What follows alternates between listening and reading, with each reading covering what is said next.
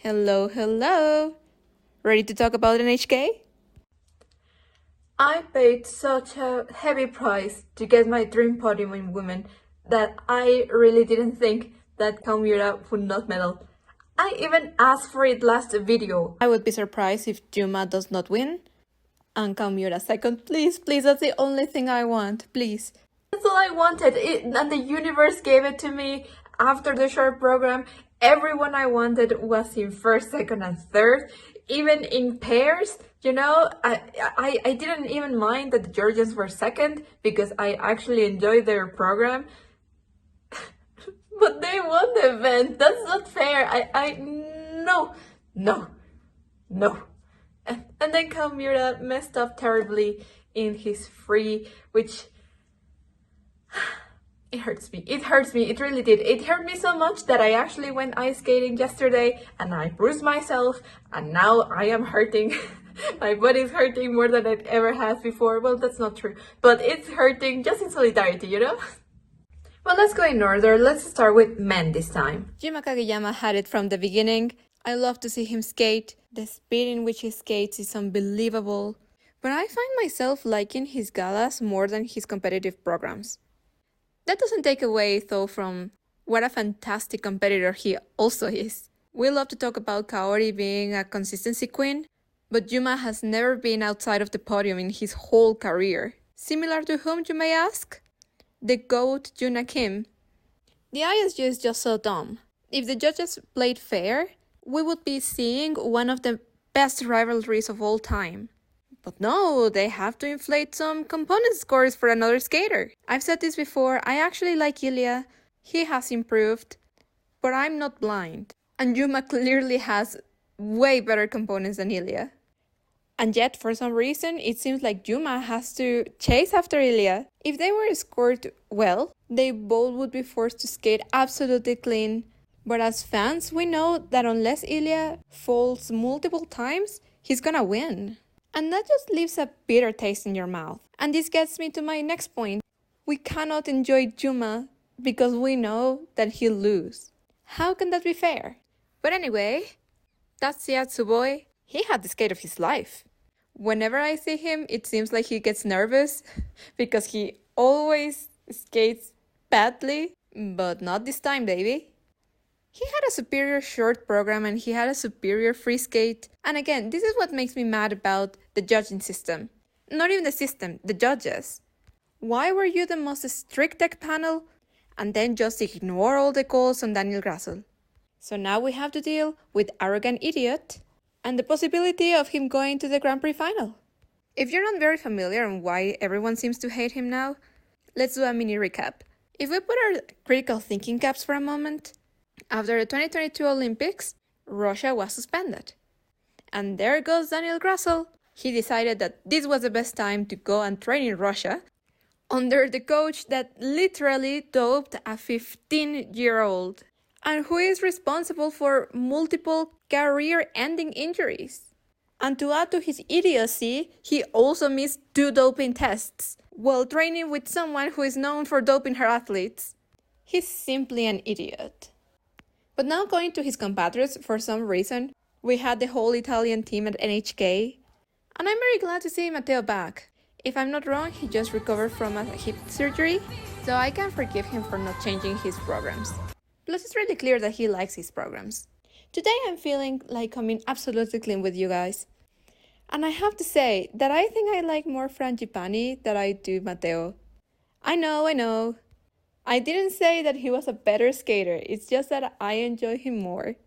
He's just a really emotional skater, and I appreciate that because he really is in the moment. And sadly, when things don't work out, his whole program does not work out, but when he's on, he's on. Having said that, he didn't have a great event. At this point, I'm just hoping that Grassl bumps several times so the Italian Federation drops him for the Olympic Games. Because I don't think even his team likes him. But you know who we like? We like Kao Miura. Mega Miura, Chaos Child. It was such a roller coaster of event, wasn't it? He skated the best short program of his life. Although I still like La Muerte del Ángel a bit more.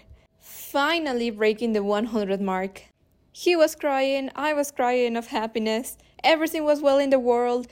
A Japanese 1, 2, 3 in women and men. And the next day arrived. I will be attributing those mistakes to the downgrade of his costume. Just watch, every time they downgrade their costume, they do a little bit worse. Jokes aside, I had never seen him so discombobulated. Of course, he has had bad free skates before. I just had never seen him falter in such a way. I'm genuinely hoping that it was just a very bad day for him and not his injury flaring up. But if it is an injury, I hope that he takes the time to actually heal and come back next season for Olympic year, because it would break my heart even more if he misses the Olympics. Like I said in another video, Kao Miura is an excellent second man for Team Japan. And I only say second because I see it impossible for anyone to dethrone Yuma Kagiyama at this point. Not only is there a high possibility of him medaling at the team event, but also scoring an individual medal. It's also clear that the judges want him to be there. How many have we seen almost scoring 100, and the judges actually awarding what they are seeing, awarding the hard work he's put into his spins and his edge work? That says a ton. I really believe that the Japanese Federation is ready to back him up. He just needs to get it all together and heal from whatever injury he has. As for the girlies, this is the best women's podium that we have had so far. No, I won't be taking any questions at the moment. I told you guys, Kaori's Chicago just needed time to develop. I still firmly believe that there is a specific part almost at the beginning of the program where it's quite empty, but you can tell she's enjoying it more now that she has it down. It's fun, it's vibrant, and you know who else is fun and vibrant? Moneshiba's new short program. I had that song stuck in my head all weekend. I was not entirely sure if I liked this program more than her past short programs, but I've rewatched it twice now, and I love it. Her jumps look a little bigger. She's enjoying herself way more than last season. Her triple flip was just a cherry on top. Her free doesn't convince me as much as her short, and I think this is just on me, but I enjoy her short programs more than I do her free skates. Regardless, she could have won any other event if it weren't for Kaori. And going back to Kaori for a second, Kaori is getting dangerously close to her personal best. If Amber skates as she did, Kaori is gonna get some competition. It's very hard to read the Japanese Federation, because with men I think we have a very clear frontrunner, just like we have in Kaori. But for the women's category, I think it's harder to know who is second and third. Having Mie Hamada can never put you out of the race.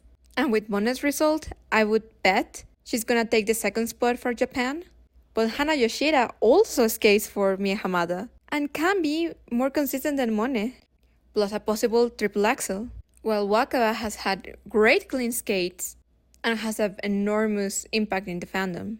Sadly, I think Mai is gonna be out of the team this year. At the end of the day, she's working on recovering her jumps, and while Rino and Yuna, who I'm gonna touch upon in a moment, are not consistency machines, but I would love for at least one of them to make an international team. They have something that is bigger than the sport. For that reason, Yuna medaling has been the best part of the Grand Prix series. Yes, she got a personal best, but scores could have been way higher. Neither Rino nor Yuna having 9s in their PCS is math. Yuna is so musical, so in tune with her emotions, so purposeful in every single movement, and it doesn't seem choreographed even though it is. She got a standing ovation at NHK. She also got a standing ovation here in Mexico, because what a performance that was. Another woman that never ceases to amaze me is Laranaki Goodman. She's always innovating and finding different programs to do, but they don't feel fake. They don't feel like they are trying to think outside the box just for the sake of it. It's something they realized that worked for her and continued working on what makes her special instead of forcing her to fit the mold. She made my top 10 programs 2 seasons ago. And she's getting there in my top 10 this year. So kudos to her and her choreographer. She had a very good event. She should totally aim for a Euros top 5 minimum. Excited to see her next week as well. Yim Kim is not having her best season. Her case frustrates me so much, because her path is what could have happened to Kaori. Underappreciated, underscored. I'm happy Yim did not retire. I hope that she can recover her technique and she can recover all the love that she has for skating, because just look what happened with Alyssa Liu. I think we're seeing two sides of the same coin, but Yim did not take enough time off, or maybe she returned too fast because the Korean Federation is getting desperate. She's capable of more, but like I said last time, everything that is worth something takes time. Speaking of the loserly Korean Federation, trigger warning, why would they consider lifting a suspension? There is this weird debate whether or not this so-called relationship was appropriate or not. While that is culturally nuanced, that is not the freaking point. The boy said she made him feel uncomfortable. They are at very different developmental stages. She made a series of bad decisions that night and continued to make bad decisions after her suspension. Well, I personally believe that no 17-year-old should be dating a 13-year-old. Haein Lee's case is not just that, it's that she made him feel uncomfortable. She made predatory advances towards a minor, despite her parents literally telling her that this was a bad idea. Those were her choices. She needs to be responsible for them. She has to take accountability. Was the ban harsh? Yes. Was it deserved? Also, yes. When I said the Korean Federation needed to do something about their skaters, I meant not overworking them and supporting the ones that were already skating, not lifting a deserved suspension. Don't betray the trust of young skaters who are coming to you because they felt vulnerable and violated in a way. If this had been way more serious, you are telling everybody that you don't really care about them. As for pairs, ay, what an event that was. Annika Hoke and Robert Gunkel were skating very slow. They might still have not recovered entirely from their injuries. Tons of mistakes. And it's a pity because last year they actually qualified for the Grand Prix final and they had to miss it because of injury. Then for Ellie Kam and Danny O'Shea, they are back to falling on their throw jumps. This is one of those teams that I would really love to watch train. I wonder exactly how many times they land those throws, because they are always problematic for this pair. I thought they had actually figured it out, but maybe it was just the nerves of possibly qualifying for the Grand Prix final that got to her or got to them. You know what? All of my dreams came true this weekend, including all of my nightmares by having the Georgians win. But I'll tell you what, I actually really enjoyed the short program. It was really fun. And there's nothing worse than when someone you don't like does something so well that you actually like it and you have fun, because it puts you in a very difficult position. And I'm in a difficult position because I don't like him. And you shouldn't either. But they are good skaters. I cannot deny that. He is not a very good person, especially with what he did to his last partner. I cannot root for him, but I cannot deny that that team is a very good team. The short program is fun. I had fun. I liked it. I admit it. Their free is more meh. As for Rico Ryu, they just made one too many mistakes. Now, if you ask me, the score should have been much closer. As a whole, it was a quite predictable event. I doubt anyone is particularly surprised by the results. It was always gonna be these three pairs. And I have to face it, don't I? The Georgians are gonna qualify to the final, aren't they? And you know what's worse? That my Australian babies are not gonna qualify for the Grand Prix final because they just withdrew from their next assignment, and now I am stuck with teams that I don't like but that do things well. As for my predictions for next week, you know what? I'm just gonna stuck with people that I don't like for my dream podium, and that way maybe they are not gonna podium. You know, reverse psychology and all of that. Dream podium for men at Espo: Yuma, Sasha Selevko, Kazuki Tomono, or Jungwon Cha. It's probably gonna go to Yuma Kagiyama, Zero A King, and Italian Idiot, therefore competing for one of the worst podiums of the season. Ideal podium for women, Rino Mai and Laranaki Goodman for me. I've never really seen Asun Jun skate, so I'm ready to be surprised there. But the podium is gonna be probably going to Hana, Rino, and Sarah Everhart maybe, if she skates as strong as she did in Skate Canada. Diana and Maxime should have it in the bag for pairs, especially since my Australian babies withdrew. I just realized that I don't really have a dream podium for pairs. I liked Emily and Spencer though, so maybe they can medal here. And Rebecca and Filippo, but they make way too many mistakes every single time. So I'm not very hopeful for this event. The Hungarians Pavlova and Savchenko are probably going to medal, unless they skate as bad as they did last time, because the judges are not with them either. So there's a lot of room for unexpected medalists. So what do you think? Are we going to see 2 Japanese women on the podium again? Subscribe and give some GOE to the like button. But that's all for today. Bye! Do you know who didn't disappoint me? Andrew Torgashev. That man is winning me over.